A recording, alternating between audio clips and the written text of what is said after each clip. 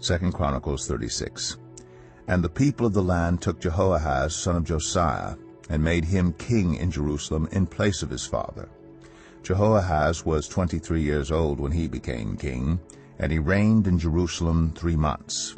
The king of Egypt dethroned him in Jerusalem and imposed on Judah a levy of 100 talents of silver and a talent of gold. The king of Egypt made Eliakim, a brother of Jehoahaz, king over Judah and Jerusalem, and changed Eliakim's name to Jehoiakim. But Necho took Eliakim's brother Jehoahaz and carried him off to Egypt. Jehoiakim was 25 years old when he became king, and he reigned in Jerusalem 11 years. He did evil in the eyes of the Lord his God. Nebuchadnezzar, king of Babylon, attacked him and bound him with bronze shackles to take him to Babylon. Nebuchadnezzar also took to Babylon articles from the temple of the Lord, and put them in his temple there. The other events of Jehoiakim's reign, the detestable things he did, and all that was found against him, are written in the book of the kings of Israel and Judah, and Jehoiachin his son succeeded him as king. Jehoiachin was 18 years old when he became king, and he reigned in Jerusalem 3 months and 10 days.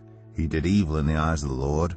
In the spring, King Nebuchadnezzar sent for him and brought him to Babylon, together with articles of value from the temple of the Lord, and he made Jehoiachin's uncle Zedekiah king over Judah and Jerusalem.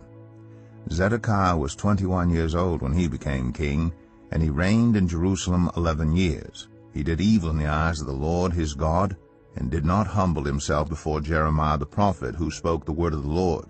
He also rebelled against King Nebuchadnezzar, who had made him take an oath in God's name. He became stiff-necked and hardened his heart, and would not turn to the Lord, the God of Israel.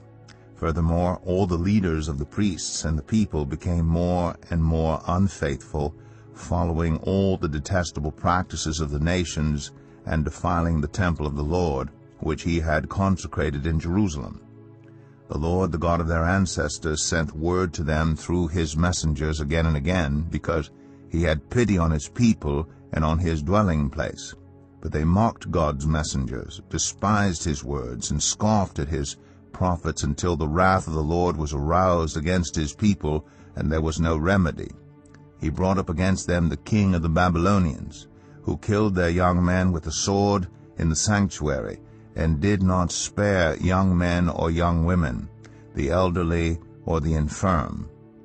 God gave them all into the hands of Nebuchadnezzar.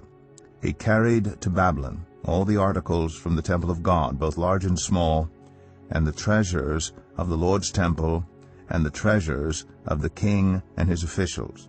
They set fire to God's temple, and broke down the wall of Jerusalem.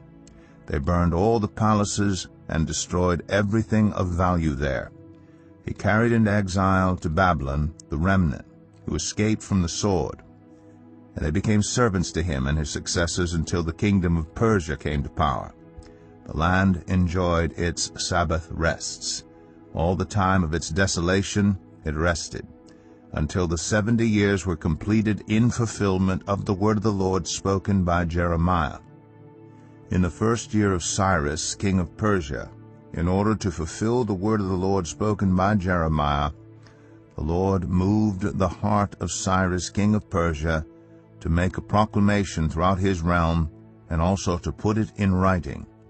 This is what Cyrus, king of Persia, says: The Lord, the God of heaven, has given me all the kingdoms of the earth, and he has appointed me to build a temple for him at Jerusalem in Judah.